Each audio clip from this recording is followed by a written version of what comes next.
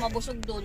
Ay, pero huwag nang kukuha ng di na naman natin maubos Yung ginawa natin nun Anak, ano mo yun? Ang maganda po kasi tita kanya-kanyang kuha. Oo nga, pero gusto nyo pa kako. Yung parang ikaw po kukuha ng pagkain mo lang, ganun. Para pag hindi mo naubos, walang... Hindi naman yun, group pa rin. Kasi pa pag siya lang uubos kapag... Oo. Para maubos. Ang ginawa namin nilagay ni JC sa bulsa niyang iba. What?